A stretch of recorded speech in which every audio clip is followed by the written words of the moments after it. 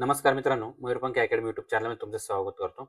आपण आज सांगली जिल्हा मध्यवर्ती बँक जी तिचा इतिहास, त्याच्या सहकार्यात तिने काय योगदान दिले आहे, तिची आर्थिक प्रगती काय आहे आणि ती कोणत्या कोणत्या आधुनिक बँकिंग सेवा देते आणि त्याच्यामध्ये कोणत्या लोकांचा सहभाग आहे याबद्दल सर्व आकडेवारी पाहणार आहे.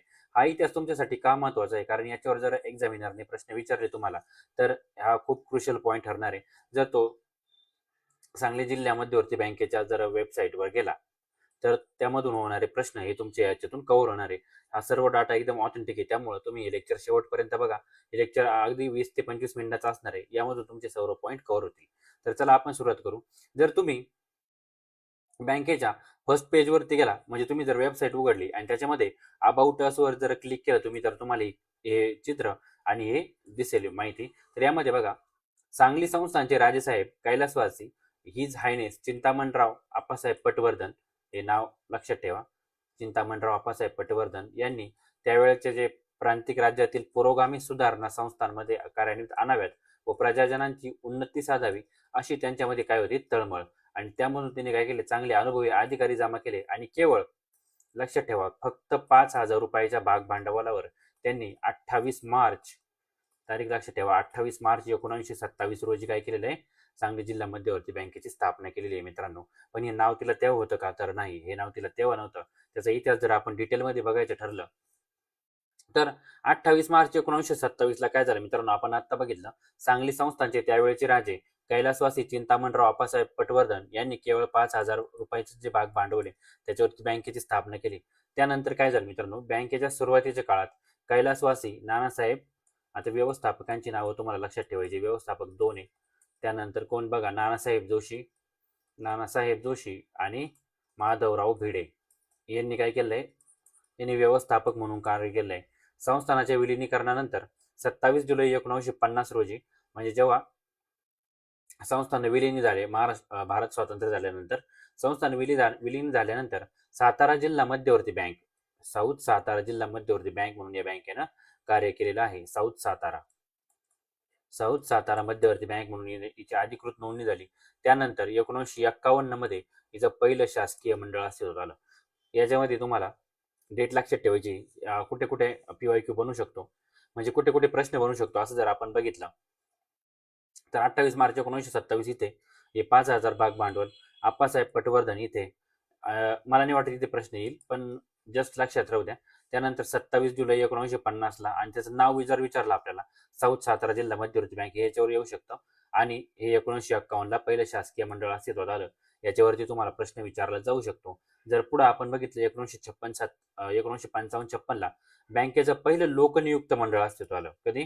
1955-56 ला. यामध्ये कोण होते बघा, रामभाऊ आरवडे हे अध्यक्ष होते आणि माधवराव भिडे हे काय होते, उपाध्यक्ष झालेले आपल्याला दिसतात. हे जे आपले जे माधवराव भिडे व्यवस्थापक म्हणून कार्य केलं होतं, ते काय बनले, पुढे व्यवस्थापक बनलेले दिसतात. आता यानंतर 1960 ला सांगली जिल्हा स्वतंत्र झाला, म्हणजे इथं महाराष्ट्रात स्वतंत्र झाला. महाराष्ट्र हे नवीन राज्य निर्माण झालं आणि 1960 मध्ये सांगली जिल्हा स्वतंत्र झाल्यावर बँकेचे नामकरण सांगली जिल्हा मध्यवर्ती सहकारी बँक असं झालं. जर तुम्हाला डायरेक्ट प्रश्न विचारला की बँकेचं नाव सांगली जिल्हा मध्यवर्ती बँक कधी झालं, तर ते तुम्हाला सांगायचं 1960. त्याआधी काय होतं, ते साऊथ सातारा जिल्हा मध्यवर्ती बँक हे त्याचं नाव आपल्याला दिसतं. तर यामध्ये आपण जर बघितलं तर हे जे इथं दिले मित्रांनो, हे फॉर्मर प्रेसिडेंट आहे. म्हणजे फॉर्मर प्रेसिडेंट, तुम्हाला, मला नाही वाटत याच्यावरती प्रश्न विचारला जाईल, पण जर विचारलं समजा पहिले कोण होते, तर स्वर्गवासी BS कोरे हे पहिले होते. 1941 ते 1944 असा त्यांचा कालखंड आपल्याला दिसतो. हे प्रश्न विचारला जाणार नाही, पण एक इथं बघा, रामचंद्र बाबाजी आरवडे असतील, ते आपण बघितला, हे दप्तरदार हे महत्वाचे आहेत. तर हे तुम्हाला फक्त काय करायचे, ओव्हरलुक करून घ्यायचंय, म्हणजे तुम्हाला एक कॉन्फिडन्स पण राहील का आपण याचा सर्व अभ्यास केलेला आहे. आणि शेवटच्या दिवसात फक्त कॉन्फिडन्स खूप महत्वाचा असतं मित्रांनो, त्यामुळे तुम्ही सगळं बघून घ्या.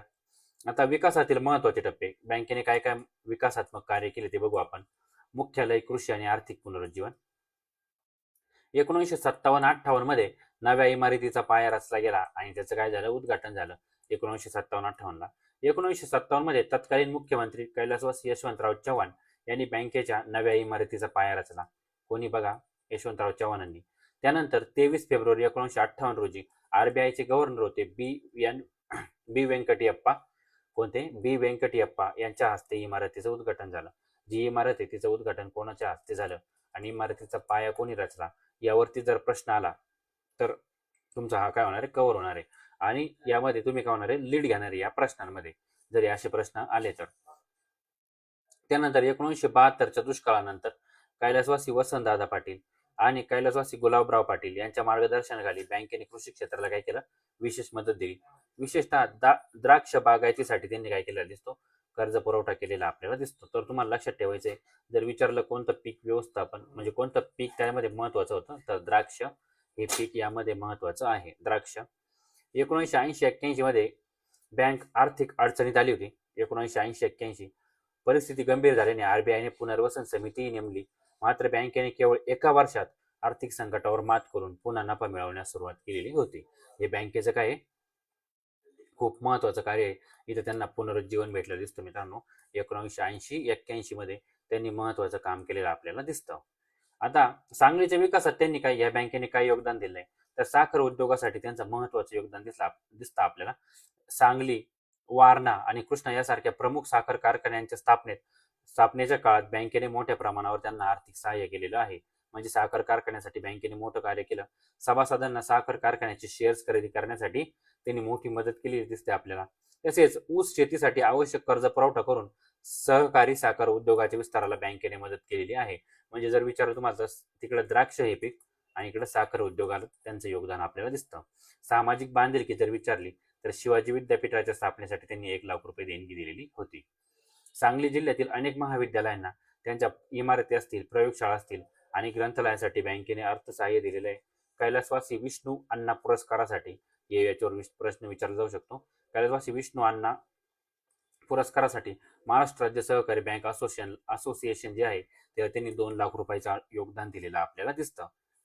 तर हे त्या आहे बँकेचं योगदान आहे, सामाजिक आणि आर्थिक योगदान हे आपल्याला दिसतंय. यामध्ये बँकेची आर्थिक ताकद काय, हे बघा. आर्थिक कामगिरीची वैशिष्ट्य जर बघितले आपण तर अखंडित लाभांश. बँकेने सातत्याने नफा मिळवत सभासदांना किती रे, 15% लाभांश दिलेला आहे. किती, 15%. एनपीओवर नियंत्रण आहे. नॉन परफॉर्मिंग ऍसेट हे आपण काय आपल्या लेक्चरमध्ये बघितले, एनपीए काय असतं ते, किती ठेवायचं असतं ते, बेसल निकष वगैरे हे सगळं झालेलं आहे. जर तुम्ही बघितलं नसेल तर ते आपल्या आधीचे लेक्चर जाऊन बघा. बँकेने आपला ग्रॉस एनपीए कर्जाच्या 1% कमी राखलेला आहे. हे बँकेच्या कर्ज वाटप आणि वसुलीतील शिस्तबद्ध व्यवस्थापनाचं महत्वाचं उदाहरण. एनपीए किती, बँकेचा 1% कमी आहे आणि लाभांश किती आहे, 15% लाभांश दिलेला आहे. आता परपेच्युअल नॉन क्युम्युलेटिव्ह प्रेफरन्स शेअर्स अर्थात PNCPS सुरू करणारी भारतातील ही पहिली सहकारी बँक असल्याचं नमूद केलं जातं. आणि इथंच जर प्रश्न विचारायचा असेल तर इथंच प्रश्न विचारला जाऊ शकतो मित्रांनो. ही म्हणजे ही जी संस्था सुरू करणारी परपेच्युअल नॉन क्युम्युलेटिव्ह प्रेफरन्स शेअर्स म्हणजे PNCPS सुरू करणारी ही भारतातील काय पहिलीच बँक आहे असं तिथं नमूद केलेलं आहे. हे सगळं हा सगळा ऑथेंटिक डाटा आहे जो वेबसाईटवरून घेतलेला आहे. त्यांचं काय ध्येय आहे भविष्यामध्ये, तर भविष्यामध्ये बँकेची वार्षिक उलाढाल त्यांना 2100 कोटीपर्यंत नेण्याचं लक्ष आहे. किती, 2100 कोटी. आणि पुढील 2 ते 3 वर्षात त्यांना शेड्यूल बँकेचा दर्जा प्राप्त करण्याचं त्यांचं काय ध्येय आहे. शेड्यूल बँका म्हणजे ज्या दुसऱ्या अनुसूचीमध्ये असतात त्यांना अनुसूचित बँका असं म्हणतात, आरबीआयच्या दुसऱ्या अनुसूचीमध्ये. ओके. आता त्या कोणत्या कोणत्या बँकिंग सेवा देतात, ही आपली मध्यवर्ती बँक कोणत्या सेवा देते तर ती ठेवी योजना, त्याच्यामध्ये बचत खाते, चालू खाते, मुदत ठेव खाते ज्याला फिक्स डिपॉझिट आणि रिकरिंग डिपॉझिट असे म्हणतात. या ठेवींचे प्रकार आपण उद्या लेक्चरमध्ये घेणार आहोत. कर्ज सुविधा जर बघितल्या आपण तर ते अल्प व मध्य मुदतीचं कर्ज देतात आणि दीर्घ मुदतीचे कर्ज कोणत्या बँका देतात हे तुम्ही आपल्याला कमेंटमध्ये सांगायचं आहे, कारण याच्यावरती आपण लेक्चर घेतलेले आहे. तुम्हाला मी सगळं सांगितलं की 1920 साली स्थापन झालेली पहिली बँक झाम जी पंजाबमध्ये स्थापन झाली, त्यांना 2003 मध्ये त्यांच्या नावामध्ये चेंज झाला. त्या बँकेचं नाव तुम्हाला इथं द्यायचं आहे. गृह कर्ज असेल, सोने तारण कर्ज, हायपो हायपोथिकेशन कर्ज हे सर्व काय देतात, ही बँक कर्ज देताना दिसते आपल्याला. आधुनिक बँकिंग सेवामध्ये RTGS, NEFT, CTS, SMS alert, Aadhaar seeding वगैरे सगळं ही बँक देते. आता हे काय फायनान्शियल स्ट्रेंथ 2024-25 ची, हे काय करायचं, ही आकडेवारी तुम्हाला एकदा ओव्हरलुक करून घ्यायची आहे. IBPS आकडेवारीवर जास्त प्रश्न विचारत नाही, पण हे तुम्हाला काय करायचंय, ओव्हरलुक करून घ्यायचं. हे आपण कडून घेतलंय, बँकेच्या वेबसाईटवरून घेतलेलं आहे. हे सर्व तुम्ही काय करा, एकदा बघून घ्या, वाटलं तर लिहून घ्या. याचा स्क्रीनशॉट काढा किंवा चालूमध्ये लिहून घ्या. तर तुम्हाला ही बँकेबद्दल सर्व माहिती कशी वाटली हे मला तुम्ही कमेंटद्वारे समजवा. आपले इथून पुढे रोज लेक्चर होणार आहे, त्याचं वेळापत्रकही मी टेलिग्राम चॅनलला टाकलंय.